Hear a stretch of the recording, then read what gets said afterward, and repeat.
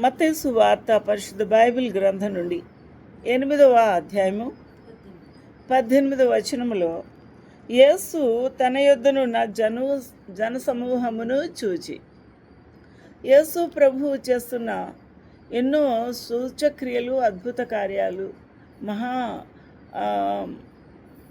భయంకరమైనవి, దయ్యాలు పట్టినవి, తర్వాత కాళ్ళు చేతులు పడిపోయినవి, గుడ్డివారు, ఇలాగ ఎన్నో రుగ్మతలు, శ్రమలతో, వేదనలతో ఉన్నవారు ప్రభు వాక్య పరిచర్యలో, స్వస్థత పరిచర్యలో కూడా ఉండేవారు. అందువల్ల జనసమూహం అంటే చాలామంది, వారు 50 మంది కాదు, ఒక 100 మంది కాదు, కానీ ఇంకా ఎన్నో వందల మంది, ఎంతోమంది ప్రభు యొక్క వాక్యం వినటానికి ఆతృతగా వచ్చేవారు. ఎలాగమ్మా? ఆతృత. మీకు ఒక విషయం, ఆతృత అంటే ఎలా ఉంటుందంటే, ఇప్పుడు కేక్ పెట్టాము ఎదురుగుండా, పిల్లలు ఎదురుగుండా కూడా ఉన్నారు, బర్త్డే బేబీ కట్ చేయాలి. ఆ బేబీ కట్ చేసే వరకు ఈ పిల్లలకి ఏంటి ఆతృత. ఎంత ఆతృత అంటే దగ్గరికి వెళ్తారు, ఇలా పట్టుకొని వెనక్కి వచ్చేస్తుంటారు. నాకు ఇస్తావా అని అడుగుతారు మమ్మీకి, నాకు కావాలి అని ఇంకోటి అడుగుతాడు. కంగారు అంటే మనం పెట్టమేమో అని, ఆలస్యమైపోతుందో మనకి కంగారు. ఇక్కడ జనసమూహం కూడా అంతే. ప్రభు వాక్యం ఎక్కడ మిస్ అయిపోతాము, ఏం చెప్పేసి మళ్ళీ ఇంకో దానికి వెళ్ళిపోతారేమో, అప్పుడు ఎలాగా ఎవరు చెప్తారు నాకు అన్నట్టు. లేకపోతే నా పాప ఇలాగ పుట్టిగుడ్డిది, ఈ పాప నేను తీసుకెళ్తున్నాను, ప్రభు ఒకవేళ ఈ పాపని చూసి ముట్టి స్వస్థపరచకపోతే ఎలాగా, మళ్ళీ వ్యర్థమైపోద్ది. అయ్యో బాబోయ్, నేను తొందరగా వెళ్ళిపోవాలి. ఎలాగా? ఆతృత. తెల్లారుజామున లేచి మరి ఆ రొట్టెలు చేసుకుంటారు వాళ్ళు. రొట్టెలు చేసుకొని అవి మూట కట్టుకొని కొంచెం కూరేసి, కొంచెం ఆ తిత్తి ఉంటుంది, ఆ తిత్తిలో నీళ్ళు నింపుకొని, మరి ఏమి మజ్జిగలు చేసుకుందో ఏం చేసుకుందో తెలియదు, ఇవన్నీ ఇక్కడ తగిలించుకొని ఆ పాపను పట్టుకొని మరి నడిపించుకొని కొండలు దాటి, గుట్టలు దాటి, ఆ పల్లెటూరు ప్రాంతాలన్నీ దాటి ప్రభు ఎక్కడున్నాడో తెలుసుకుంటూ, ఏమండి ఎక్కడ మీటింగు, ఎక్కడ యేసుప్రభు ఉన్నారు, ఎక్కడ స్థలం మాకు తెలీదు, పలానా దిక్కునే చెప్పండి, మేము ఎలాగోలాగా వెళ్ళిపోతాం, ఎందుకంటే మా పాప గుడ్డిది అని ఎంత బాధలు పడేవారో. నిజంగా మీరు ఆలోచించండి, ఎంత బాగుంది ఈ ప్రయాస, ఇంత ప్రయత్నం, వాళ్ళు ఎంత ఆతృత, కాళ్ళు చెప్పులు ఉండవు, రాళ్ళ మీద నడవాలి. అది ఎండాకాలమో, వర్షాకాలమో, శీతాకాలమో తెలియదు, ఏ కాలమైనా విపరీతమే. అక్కడ ఎండ భయంకరంగా కొరికేస్తుంది, అలాగే వర్షం అలాగే ఉంటుంది. శీతాకాలం అయితే ఇక బయటికి రాలేరు, అంత మరి తక్కువ ఉష్ణోగ్రత ఉంటుంది. ఇన్ని శ్రమలు ఉన్నా సరే, ఏ కాలమైనా సరే ప్రభు పరిచర్యలో ఎంతమంది ఉండేవారు? జనసమూహం ఉండేవారు. ఎంతమంది అండి? జనసమూహము. చాలా సంతోషకరమైన, మరి నిజంగా ప్రభు కూడా వాళ్ళందరినీ చూస్తే, అయ్యో కాపర్లేని వాళ్ళు, అయ్యో వీరికి సహాయం చేసేవారు ఎవరు లేరే, అయ్యో ఇంతమంది దేవుని వాక్యం కొరకు వస్తున్నారు ఆసక్తి కలిగి అని ప్రభు కూడా ఎంతో ఆతృతతో అడుగులు వేసి ముందుకెళ్ళి ఉండవచ్చు. అంతేనా? కాబట్టి వారి జీవితంలో ఉన్న ఆతృత మనకెందుకు ఉండదు?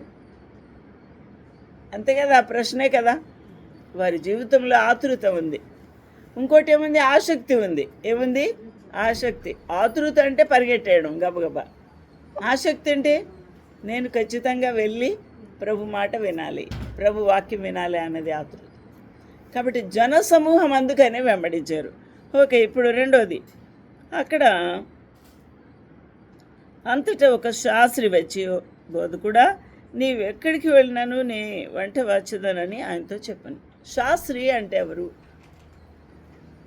యేసుక్రీస్తు ప్రభును ప్రశ్నించడానికి శాస్త్రి వచ్చాడు. శాస్త్రి అంటే ఎవరండి? ఇక్కడ శాస్త్రి అంటే బ్రాహ్మణులు అంటారు. అక్కడ ధర్మశాస్త్రము విపులంగా, ధర్మశాస్త్రము ప్రతి పేజీ, ప్రతి లైన్ బాగా ఎరిగినవారు. ఈ పదాజ్ఞలు గురించి వివరించేవారు. ఇలాగా విశ్రాంతి దినము మీరు ఇలా చేసుకోకపోతే మీరు తప్పు అని చూపించేవారు శాస్త్రులు. వారు అందులో ఒక ఆయన వచ్చారు ప్రభు దగ్గరికి. వచ్చి ఏమంటున్నాడు, నువ్వెక్కడికి వెళ్ళినా, నీవు మరి బెత్లెహేం వెళ్తే అక్కడికి వస్తాను, యూదయాకి వెళ్తే అక్కడికి వస్తాను, నువ్వు అక్కడికి కపెర్నహూము వెళ్తావా అంత దూరం, అక్కడికి నేను వచ్చేస్తాను. ఎక్కడికి? కపెర్నహూముకి వస్తాను. గలిలేకి వెళ్తావా, అక్కడికి నేను వస్తాను అని అంటున్నాడు. అంటే ఏంటి? నువ్వెక్కడికి వెళ్ళినా, ఎంత దూరం వెళ్ళినా, ఎంత చీకటైనా, ఎంత పగలైనా నేను నీతోనే ఉంటాను అని.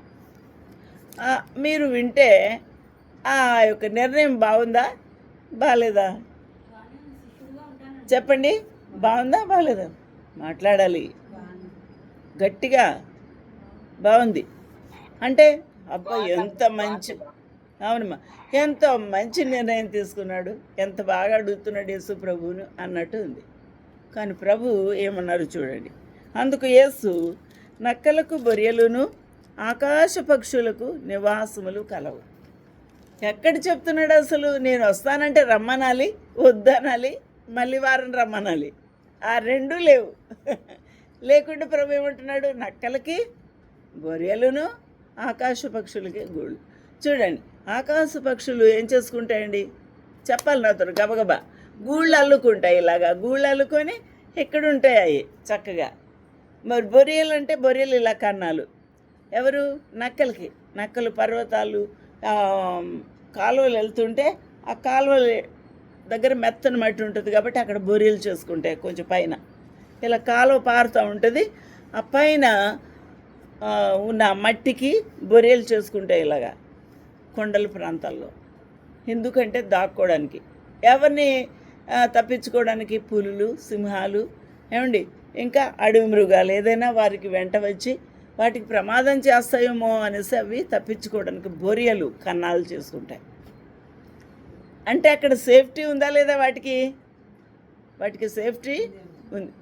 అంటే వారు సంరక్షించబడ్డానికి, కాపుదల కోసం, నివాసం కొరకు గూళ్ళు చేసుకునే పక్షులు, నక్కలము బొరియలు చేసుకొని నివాస స్థలాలు ఏర్పాటు చేసుకున్నాయి. అయితే మనుష్య కుమారుడు అంటే యేసుక్రీస్తు ప్రభుకి తల వాల్చుటకు, ఇలాగా తల వాల్చడం అంటే ఇలాగా తల వాల్చుకొనటం అయినా ఏం లేదు, తల ఇంతే ఉంది. ఇంత తల పెట్టుకోవడానికి ఏం లేదట, స్థలం లేదు. ఎంత స్థలం? ఇంత స్థలం అయితే సరిపోద్ది కదండి. ఇదిగో ఇంత స్థలం ఉంటే సరిపోద్ది, ఇలా పెట్టుకోవచ్చు. ఇది కూడా లేదంట ప్రభుకి. సొంత ఇల్లు లేదు, సొంత సంచి లేదు, సొంత బట్టలు లేవు ప్రభుకి. ఆయన తలను ఇలా వాల్చుకోవడానికి కూడా ఆయనకు స్థలము లేదు. ఇది యేసుక్రీస్తు ప్రభు యొక్క పరిస్థితి. అయితే ప్రభు ఇక్కడ ఏమన్నాడు చూడండి, మనుష్య కుమారునికి తలవాల్చుటకైన స్థలం లేదని అతనితో చెప్పాను. ఈ మాట ఆత్మీయ జీవితమునకు సాదృశ్యంగా ఉంది. ఆత్మీయ జీవితమునకు సాదృశ్యంగా ఉంది. ఎవరి జీవితంలో? శాస్త్రిని చూపిస్తున్నాడు ప్రభు. నీ జీవితంలో, నీ హృదయంలో నేను నివసించాలి. మన యొక్క హృదయమే ఆయనకు ఆలయం. నేను నీ లోపల నివసించాలి. కానీ నీ లోపల నా తలను కూడా ఇలా తలవాల్చుకోవడానికి స్థలము లేదు. నీవు నాకు స్థలం ఇవ్వలేదు అని చెప్తున్నాడు. నక్కలు స్థలం, సురక్షితమైన స్థలము, పక్షులు సురక్షితమైన గూళ్ళు అల్లుకున్నాయి. కానీ నేను నీ దగ్గర, నీ హృదయములో తలవాల్చుకుందామని అనుకున్నా కూడా నీవు ఇంత స్థలం ఇవ్వలేదు అని శాస్త్రిని చూసి ప్రభు మాట్లాడుతున్నాడు. అంటే నోటితోనే నీ వెంట వస్తాను అంటున్నాడు, కానీ హృదయం మాత్రం దూరంగా పెట్టుకున్నాడు. హృదయంలో కొంచెం కూడా యేసు ప్రభుకి స్థలము ఇవ్వలేదు అని అర్థం. ఈ రోజున మందిరాలకు వెళ్తారు, బైబిల్ చదువుతారు, పాటలు పాడతారు, వెళ్తారు, యాక్టివ్గా పనులు చేస్తారు, యాక్టివ్గా డబ్బులు ఇస్తారు, యాక్టివ్గా ఎన్నెన్నో చేస్తారు. కానీ ప్రభుకి అంతరంగంలో స్థలము ఇవ్వలేని చాలా దౌర్భాగ్యమైన స్థితి ఈ దినాల్లో ఉంది. అందుకనే మన ప్రభు నక్కలు, పక్షులే ఎంతో మేలుగా ఉన్నాయి, ఎంతో ఉపకారం వాటి చేసుకుంటున్నాయి. కానీ నేను ఒక స్థలం సిద్ధపరచుకుందాము, అక్కడ కొంచెంసేపు రెస్ట్ తీసుకుందాము, అలసిపోయాను అనుకుంటే అక్కడ నాకు లేదు. ప్రభు ఎక్కడ రెస్ట్ తీసుకుంటాడు? ఆయనకి ఎప్పుడు దాహం తీరుద్దండి? ఒక ఆత్మ హృదయపూర్వకంగా ప్రభుని విశ్వసించి ప్రభుని అంగీకరిస్తే ప్రభుకి దాహం తీరుద్ది. ఒక ఆత్మ ప్రభుకి హృదయం తెరుచుకొని యేసయ్యా నా హృదయంలోకి రండి అని ఎవరైతే హృదయం తెరుచుకుంటారో అక్కడ ఆయన నివాసం చేస్తాడు. అది ఆయనకు స్థలము, నివాస స్థలముగా మారిపోతుంది. నోటితో మాటలు కాదు, మనం యాక్షన్లు చేయడానికి కాదు, మన హృదయాన్ని విప్పుకోవాలి. అందుకే నెమలి ఏం చేస్తుందట? నాట్యం చేస్తుంది. మీరు నెమలి నాట్యాన్ని చూసారా? చెప్పండి అమ్మా గట్టిగా. ఆన్లైన్ వారు కూడా చెప్పచ్చు. టీవీలో చూసారట, సినిమాలో లేకపోతే ఈ దినాలు యూట్యూబ్లో చూస్తాడు, యానిమల్స్లో చూపిస్తాడట. ఓకే, ఎంత బాగా ఆనందంగా తనకున్న ఎంత బ్యూటీ అంత పురిలా విప్పేస్తుంది. అంటే నా దగ్గర ఇంత అందం ఉంది అని, అలా కదా అని తన యొక్క అందమంతా విప్పుకొని హృదయాన్ని కూడా విప్పుకుంటుంది. అంటే మనస్సు కూడా విప్పుకొని అవతల పార్ట్నరు, అవతల నెమలిని ఆకర్షించుకుంటుంది. అది రెండు రకాలు, తనకు కోరిక పుడుతుంది, యాక్షన్లో కూడా చూపిస్తుంది. మన జీవితంలో మనము హృదయంతో మాట్లాడాలి, మనసు విప్పాలి, పురి విప్పాలి, హృదయములో విప్పాలి. అంటే ఆశ, ప్రభువా రండి నాన్న, నీవు నాతో ఉంటే నేను ఆశ, నాకు ఉండాలని ఆశ, మీరు నాతో ఉండండి, మీరు నాతో మాట్లాడండి, మీరు మాట్లాడితే నాకు మేలు ప్రభువా, నీ మాట నేను వింటానయ్యా అని హృదయం విప్పుకొని మనసు విప్పుకొని అప్పుడు పరిగెట్టాలి. అది యాక్షను. పురి విప్పినట్టు అంటే ఏంటన్నమాట? పరిగెట్టేయాలి, బైబిల్ పట్టుకొని పరిగెట్టేయాలి, గబగబా వెళ్ళిపోవాలి. దేవుని వాక్యం ఎక్కడ చెప్తున్నారు అక్కడికి వెళ్ళిపోవాలి. ఈ రోజున మన జీవితంలో నోటి మాటలే ఉండకూడదు. ప్రభు అంతరంగం ఎరిగినవాడు. శాస్త్రి ఏ మనసుతో ప్రభు దగ్గరికి వచ్చాడో, ఎటువంటి ప్రశ్న వేయబోతున్నాడో కూడా ప్రభుకు తెలుసు. ఆయన యొక్క అంతరంగం అంతా కూడా ప్రభుకి దూరంగా ఉంది. ప్రభువు తలను పెట్టుకోవడానికి కూడా ఇంత స్థలం ఇవ్వలేని స్థితి, దౌర్భాగ్యమైన స్థితి. దేవుని యొక్క వాక్యం ఎరిగినంత మాత్రాన సరిపోదు, కానీ అది మన హృదయంలో మరి దాచుకుంటూ ఆ ప్రభుకి స్థానము ఇవ్వాలి. ఎంత అర్థం ఉందో ఆలోచించేద్దాం. ఇక్కడ ఇంకొక మాట కింద లైన్ చదవండి.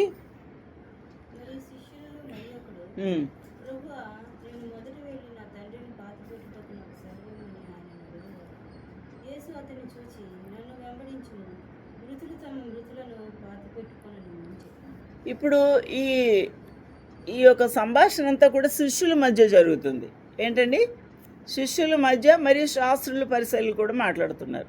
ఇప్పుడు మొదటి శిష్యుడు వచ్చి ఏమంటున్నాడు? ప్రభువా బోధకుడా, నేను మా తండ్రి చచ్చిపోయాడని కబురు వచ్చింది, నేను వెళ్ళి సమాధి చేసి వస్తాను అని అంటున్నాడు. అది ఒక మంచిదా కాదా? బాధ్యత కాదా?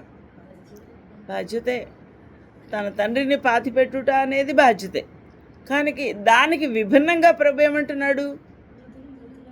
మృతులను పాతి పెట్టుకొన నిమ్ము. అంటే మీరు ఏం చేయాలట? మృతులు అంటే ఎవరు?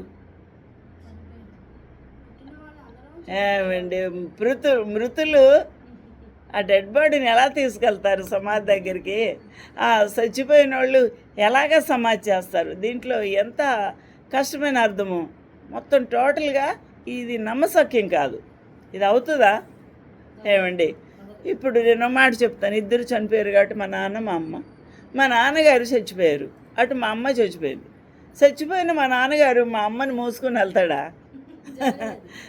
ఎలాగే ఊపిరే లేదు. ఎందుకు చెప్పారంటే ప్రభు ఆ యొక్క మానవుల జీవితంలో మృతులు అంటే వారు పాపముతోనూ అపరాధములతోనూ చచ్చిన స్థితిలో ఉన్నారు. వారు ప్రభువుని అంగీకరించని విశ్వసించని వారుగా ఉన్నారు. కాబట్టి వారు మృతులు కాబట్టి, అంటే ఆత్మీయ స్థితిలో ఆ మృతదేహాన్ని పాతిపెట్టుకొనివ్వండి. వేస్ట్ వారు నాతో వచ్చి వెంబడించడం. నువ్వు రక్షించబడ్డావు, విశ్వాసివి కాబట్టి, నువ్వు శిష్యుడవు కాబట్టి నన్ను వెంబడించు. నీ యొక్క ప్రెజెన్స్, నీవు నాతో వెంబడించడం అనేది విలువైనది అని. ఎంత బాగుంది చూసారా, ఎంత బాగుంది. అంటే ఏంటి? మృతులకి ఇంపార్టెన్స్ ఇవ్వద్దు. ఈ దినాల్లో సమాధులకి ఇంపార్టెన్స్ ఇస్తున్నారు. సమాధులకి సున్న వేసి కొవ్వొత్తులు వెలిగించి అక్కడ ఏడిచి పళ్ళు పంచి కొబ్బరికాయలు కొడుతున్నారు. విగ్రహారాధన. ఏదైనా కొంచెమన్నా మన విశ్వాసులు మన పోలిక ఉందా? మాట మాత్రమే చెప్తున్నాం కానీ చేసే పనులన్నీ కూడా విగ్రహారాధన పనులు. కాబట్టి మృతులను పాతి పెట్టుకొననిమ్ము. ఇప్పుడు అర్థమైంది కదా. అంటే అలాంటి అన్యుల ఆచారములకు ఎక్కువ ఇంపార్టెన్స్ ఇవ్వక సజీవమైన దేవునితో సేవలో ఏకీభవిస్తూ నాతో పరిచర్యలోనే ఉండు అని ప్రభు చెప్పాడు.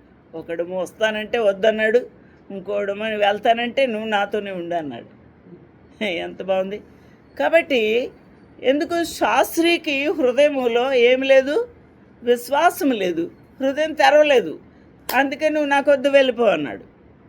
ఈ వ్యక్తి, ఈ మొదటి శిష్యుడు ప్రభువునందు విశ్వాసం ఉంచి దేవునితో పరిచర్యలో ఉన్నాడు.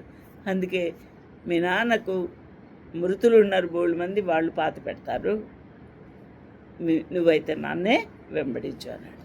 అర్థమైంది ఇప్పుడు ఎంత ఎంత డిఫికల్ట్గా ఉందో ఇది. ఇంకొక మాట చూద్దాం, కింద లైన్ చదవండి. కాదు అక్కడే 22 యేసు అతన్ని చూచి నన్ను వెంబడించుమని మృతులు తమ మృతులను పాతి పెట్టుకొననిమ్మని చెప్పాను. ఈరోజున ఈ అద్భుతమైన మర్మములు మనం అర్థం చేసుకున్నాం. అంటే ఇప్పుడు మనము దేనికి ప్రాముఖ్యత ఇవ్వాలి అనే మనకు ప్రభు వాక్యం బోధిస్తుంది. దేనికి మనం ప్రాముఖ్యత ఇవ్వాలి, ఏ విషయంలో మనం ఎక్కువగా ఇంపార్టెన్స్ ఇవ్వాలి. ఇప్పుడు చూడండి, ఆన్లైన్లో ఉన్న బిడ్డలు మేము ఈరోజు ఇక్కడ స్త్రీల కొడుకు జరుగుతుంటే ఇక్కడ పాలు పంపులు పొందకుండా అక్కడ పక్క ఇంట్లో అవతల వీధిలో పిల్ల పెద్ద మనిషి అయింది, ఆ పిల్లకి ఆశీర్వదించి అక్షింతలు వేస్తున్నారు, రమ్మన్నారు కాబట్టి వెళ్తున్నాను అని అంటే అది ఎంతవరకు సమంజసమో ఆలోచించండి. అది మంచిదా చెప్పండి. మనకు దేవుడు జ్ఞానం ఇచ్చాడు. ఆ జ్ఞానాన్ని ఉపయోగించి ప్రభువు నాతో ఉన్నాడు కాబట్టి నేను ప్రభువుని అక్కడికి తీసుకెళ్ళాలి. మనం వెళ్తే ప్రభు కూడా మనతో వస్తాడు. అలాంటి అపవిత్రమైన కార్యముల కొరకు ప్రభు యొక్క సమయాన్ని మనము దొంగిలించవచ్చా? అక్కడ ప్రభుకు మహిమ ఆలోచన చేయండి. నాకు ఎవరు ఒక విశ్వాసే, ఆ పాప చెప్తుంది, ఆ పాప పేరు ఇప్పుడు ఇక్కడ మన మధ్య చెప్పకూడదు. నేను గౌరీపట్నం వెళ్ళి ఆంటీ మా యొక్క మరిది గారి పాప పుట్టింది, ఆ పాపకి తల వెంట్రుకలు ఇచ్చేసి వచ్చాను అని అంటుంది. నువ్వెవరు ప్రభు నమ్ముకున్నావు, విశ్వసించావు అని అంటున్నావు, మరి నువ్వెందుకు వెళ్ళాలి? నువ్వు కూడా తలనీళ్ళు ఇచ్చేసావా? అబ్బాయి లేదండి నేను వెళ్ళాను అంతే, వాళ్ళకు కూడా వెళ్ళాను. ప్రభు ఏమన్నాడంటే ఏకీభవించవద్దు అన్నాడు. ఎవరితోనూ దుష్టుల ఆలోచన చొప్పున నడవద్దు, పాపల మార్గమున నిలవద్దు, ఆ విగ్రహ పూజలోకి నడవద్దు, ఆ పాపల మార్గమున మనం వెళ్ళవద్దు. దేవుని వాక్యం చెప్తుంది.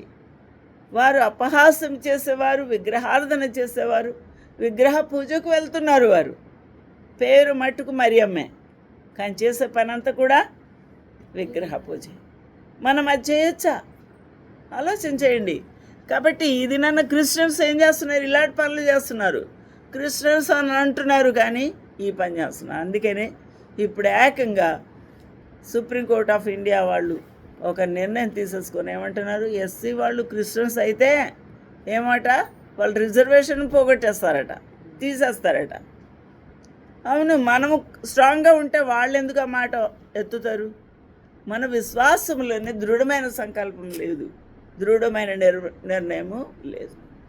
కాబట్టి ఇలాంటి భయంకరమైన విపత్తులు రాబోతున్నాయి. చర్చలు పడగొట్టేస్తారంట, లిస్టు తీస్తారట. మరి ఇవన్నీ కూడా రాబోతున్నాయి.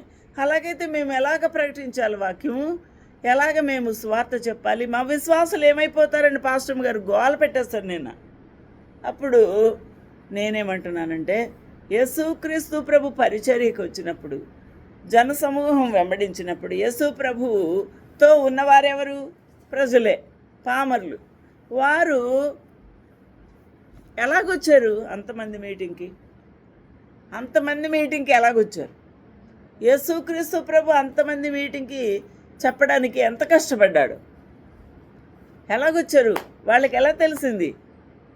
ఎన్నో 50, 60 విలేజెస్ నుంచి వచ్చేసారు నడుచుకొని. రోగాలతో నడవలేని వారిని ఎత్తుకొని వచ్చేసారు. ఎలాగా?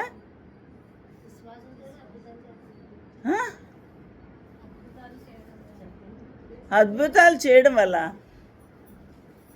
ఎలాగొచ్చారు అంతమంది జన సమూహము? అది ఎలా తెలిసింది? మైక్ లేకపోయినా, ఇలాగ పాంప్లెట్లు వేయకపోయినా, ఇలా మొబైల్ లేకపోయినా, ఫోన్లు లేకపోయినా, వారి జీవితంలో నా దేవుడు నాకు ఈ మేలు చేశాడమ్మా, మీ అబ్బాయి గుడ్డివాడా, దయచేసి మీరు పరిగెట్టి అక్కడికి వెళ్ళండి, యేసయ్య బాగు చేస్తాడని చెప్పడం ద్వారా, ఒకరికొకరు సాక్ష్యము చెప్పడం ద్వారా, ఒకరికొకరు సువార్త చెప్పడం ద్వారా, ఒకరికొకరు ప్రభు యొక్క గొప్పతనాన్ని వివరించడం ద్వారా అంతమంది ప్రభుతో వెంబడిస్తూ ఉన్నారు. మరి మనము వెంబడించడానికి అనుకూలమైన పరిస్థితులు చెప్పడానికి ఎన్నో ఉన్నాయి. మనకు మొబైల్ ఉంది, ఫోన్ ఉంది, వాళ్ళకి ఉంటుంది ఫోన్. మనకు బైబిల్ ఉంది, వాళ్ళకి బైబిల్ లేదు. ఈ సాక్ష్యం చెప్పిన వీళ్ళందరికీ బైబిల్ లేదు. మనకు బైబిల్ ఉంది. ఈ వాక్య ఆధారంగానే సువార్త చెప్పచ్చు. కాబట్టి దేవుడు మనకు ఎన్నో ఆశీర్వాదాలు ఇచ్చాడు. ఎంత బాగుందండి. ఇంగ్లీష్ వచ్చామా నీకు? ఇంగ్లీష్లో చదువుకో బైబిల్. నీకు తమిళ్ వచ్చు కదా, తమిళ్లో చదువుకో బైబిల్. ఏ భాష కావాలంటే ఆ భాషలోనే మనకు దేవుని యొక్క గ్రంథము అవైలబుల్గా ఉంది. చూడండి, ఈ మధ్యకాలంలో ఈ బైబిల్ చదవలేకపోతున్నా, కష్టంగా ఉందనంటే దేవుడు ఇంకొక సహాయం ఇచ్చాడు. టెక్నాలజీ ఏమిచ్చాడు? సెల్ ఫోన్లోనూ బైబిల్ పెట్టుకుంటే అది ఇలాగా మనం ఎన్లార్జ్ చేసుకుంటే చక్కగా చదివేయచ్చు. చూసారా? కాబట్టి మనకు ప్రయత్నం చేయాల్సిన, మరి కొంచెం ట్రయల్స్ వేస్తే, మనం ట్రై చేస్తే మన సువార్త ఇలా అందించవచ్చు, ఇలా చదువుకోవచ్చు, ఇలాగ దేవుని వాక్యాన్ని నింపుకోవచ్చు. ఇంత భాగ్యం దేవుడు మనకిచ్చాడు. మనము ఎంతో ఆశీర్వాదకరమైన దినాల్లో ఉన్నాము. చుట్టుపక్కల మండిపోతుంది, కాలిపోతుంది, ఎంతో యుద్ధము ద్వేషాలతో ఉన్నారు. కానీ మనము ఇప్పుడు ఇక్కడ కూడి ఉన్న మనమంతా కూడా క్షేమంగా ఉన్నాం. దేవుని యొక్క కృప, ఈ కృపను బట్టి మనం ఏం చేయాలి? కృతజ్ఞత చెల్లించాలి. మరి ఈ యొక్క అద్భుతమైన సమయంలో ఒకటే ప్రశ్న మీ హృదయాల్లో, యేసు ప్రభుకి స్థానము ఎంత ఇచ్చారు? అమ్మ నా వైపు చూడు. యేసు ప్రభుకి నీ హృదయంలో ఎంత స్థానం ఇచ్చావు? తల వాల్చుకోవడానికి యేసు ప్రభు తలను ఇలా వాల్చుకోవడానికి హృదయంలో నువ్వు స్థలం ఇచ్చావా? ప్రభు మొత్తం అంతా ఉండడానికి ఇచ్చావా? ఇంత ఒక మూలకి ఇచ్చావా? ఆలోచన చేయాలి. జాహ్నవి, ప్రభుకి ఎంత స్థానం ఇచ్చావు? ఏమ్మా, ఎంత ఇచ్చారు? మీరు ఆన్లైన్ వారు యేసు ప్రభుకి ఎంత స్థానం ఇచ్చారు? చాలా కష్టమైన ప్రశ్నే. ఇచ్చారా ఇవ్వలేదా? అమ్మ చెప్పండి అమ్మా, ఇచ్చారా ఇవ్వలేదా? ఇచ్చామమ్మా. ప్రైజ్లాడ్ ఎంత ఇచ్చారండి? అంటే ఆయన ఆయన దృష్టిలో చీమ తలకాయ కూడా ఉండదమ్మా, కానీ నాకు మటుకు ఆయన మీద ఆశ, తృప్తి. కరెక్టే. చీమ చింతకాయ కాదు, చీమ తలకాయ కాదు. ఇప్పుడు ఎంత అని అడుగుతున్నాను నేను. నువ్వు ఎంత స్థలం ఇచ్చావు ప్రభుకి? అది అడుగుతున్నాను. ఎంత స్థలం ఇచ్చారు? వాణి గారు, జేసక్క గారు, కుమారి, వెంకలక్ష్మి, సుమగారు ఎంత ఇచ్చారు ప్రభుకి స్థానాన్ని? ఒక పావు సగమే లేదమ్మా, పూర్తిగానే ఇచ్చేసాను దేవుని. అంటే 75%, 75% అంత ఇచ్చేసారు ప్రభుకి. మీరు అవి ఇవి అట్లా కొంచెం సమయం ఇవ్వలేకపోతున్నాను, అది అంతే. మీరు చెప్పండి. ఏమో సుమా గారు, నేను 50% ఇచ్చానమ్మా. 50 ఇచ్చారు. ఓకే. మీరండి వాణి గారు, వాణి గారు ఎంత ఇచ్చారు ప్రభుకి? ఆమె చెప్పట్లేదు. వెంకటలక్ష్మి గారండి చెప్పాలి. వెంకటలక్ష్మి ప్రభుకి ఎంత స్థానం ఇచ్చారు? ఎంతంటే పొందండి. 100% మా సిస్టర్ గారు 100%. 100% మీరు ఇచ్చారు. ఎస్. అబ్బో, మీరు చెప్పండి వెంకటలక్ష్మి గారు. నేనైతే 75% అండి. ఇప్పుడు ఇటు వెళ్తుంది బండి. జాహ్నవి గారు ఎంత ఇచ్చారు మీరు ప్రభుకి స్థలం?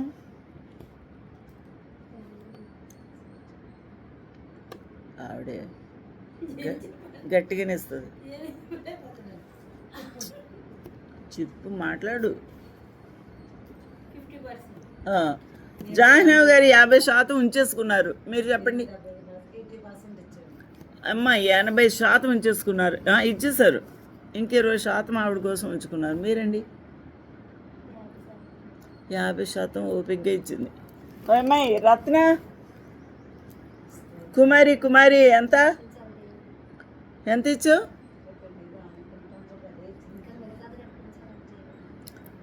రత్న కుమారి తాతరు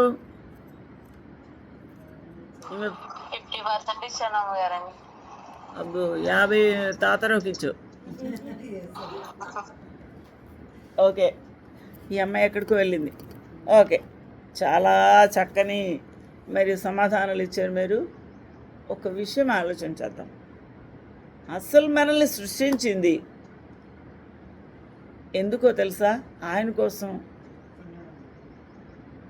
ఆయన కోసం సృష్టించాడంట. మనం ఏమనుకుంటాం? ఆయన కోసం, మా పిల్లల కోసం, నా కోసం అనుకుంటాం. ఏం పాప అంతేనా? ఈవిడ నిర్మల ఏమంటుంది? మా ఆయన కాదు, మా పాపే సర్వం అంటుంది. ఆవిడ కోసం నేను బతకాలంటది. ప్రభు ఏమని చేసుకున్నాడు? తన ఆలోచన ఏంటి? నా కోసం చేసుకున్నాను అన్నాడు. ఎంత బాగుంది. ఆయన తన కోసం మనమంతా ఆయన ఆస్తి అనుకున్నాడు. ఇది చూడండి, మనం ఎవరమంట? ఆయన ఆస్తి అనుకున్నాడు. అది నిజం కూడా. మరి ఈ ఆస్తి పక్కదారి పడుతుంటే ఆయన ఊరుకుంటాడా? చంప చెల్లుమంటుంది, కాళ్ళు బెల్ట్ ఇచ్చుకుని కొడతాడు. మరి అది నా ఆస్తి. పక్కదారికి ఎలాగెళ్ళాడు? పక్క మాట ఎందుకు వింటుంది? నా మాట కదా వినాలి. కొడతాడా? మరి కొట్టడా? మామూలుగా ఉండదు. ఇశ్రాయేలు ప్రజలు తన స్వాస్థ్యమట, తన బిడ్డలట, కంటి పాపలా కాపాడుతున్నాడంట. అయితే వాళ్ళు మాట వినట్లేదట. అందుకని యేసు కొడుతున్నాడు ప్రభు. ఈ రోజుల్లో యుద్ధాలు ఎందుకండి? ఇశ్రాయేలు జనాంగం వల్లే, ఇశ్రాయేలు దేశం వల్లే సర్వలోకమంతా యుద్ధం చేసుకుంటున్నారు. అక్కడే స్టార్ట్ అయింది. అర్థమైంది కదా అండి ఇప్పుడు మీకు? అంటే ఎందువల్ల? ప్రభువు శత్రువులను రేపుతాడు. ఎవరి మీదకి? తన బిడ్డల మీదకే బుద్ధైనా తెచ్చుకుంటారని, నా మీద ఆధారపడతారని కొడతాడన్న, శిక్షిస్తున్నాడు. శిక్ష ఎందుకంటే పనిష్మెంట్, మాట వినకపోతే. ఈరోజున మనం అటువంటి శిక్షలు తెచ్చుకోవద్దు, అటువంటి పనిష్మెంట్ మనం తెచ్చుకోవద్దు. మాట విందాము. లేదు అని అంటే మనకు పనిష్మెంట్లు ప్రభు గట్టిగా వేస్తాడు. ఎందుకంటే మనం వి బిలాంగ్ టు హిమ్. ఆయన మాట మనం విని తీరాలి. ఒకరు వినని స్థితిలో మన అంతటా మనం సొంతంగా ఆలోచించుకొని సొంత పనులు, సొంత నిర్ణయాలు చేస్తుంటే మనం వెనక్కి రావాలి. ఈరోజు నుంచి ప్రభు పరిశుద్ధాత్మ నడిపింపు కొరకు ఆశపడాలి, అడగాలి. అట్టి భాగ్యం ప్రభు మనకు ఇచ్చునుగాక. అమ్మ, అర్థమైందా వాక్యము? అమ్మ, వాక్యం అర్థమైందా? అర్థమైందండి. అర్థమైంది. ఆన్లైన్లో ఉన్న వారందరికీ అర్థమైందా? అర్థమైందమ్మా. అందరికీ అర్థమైతే చాలు. ప్రభు మనతో మాట్లాడతారు. అర్థం అవ్వకపోతే మాట్లాడు. దేవునికి మహిమ కలుగును గాక. మరి వాక్య భాగం కొరకు ఒకరు ప్రార్థన చేయమని మనవి చేస్తున్నాను. ప్రేరేపణతో చేయండి. నన్ను సరి చేయండి అని అడగండి. ఒక్క 2 నిమిషాలు అడుగుదాం. నేను నీ మాట వినడానికి సహాయం చేయండి. యేసయ్యా, నేను నీ ఆస్తి అయి ఉన్నాను. నేను నీ మాట వినాలి, నేను నీ స్వాస్థ్యము అయ్యున్నాను అని ఇప్పుడు నేను గ్రహించాను. నువ్వు నన్ను స్వాస్థ్యంగా ఎంచుకున్నావు, ఏర్పాటు చేసుకున్నావు. అందువల్ల నేను పరిశుద్ధంగా ఉండాలని మీరు కోరుకుంటున్నారు. నేను నీ ఆస్తి అయినప్పుడు ఈ 100% కూడా ప్రభా నేను నీ దానిగానే ఉండాలి, నాకు సహాయం చేయమని అడుగుతున్నాను అని చిన్న ప్రార్థన చేస్తే ప్రభు ఇష్టపడతాడు. ఎవరైనా ప్రేరేపణ కలిగిన వారు ప్రార్థన చేయమని మనం చేస్తున్నాం.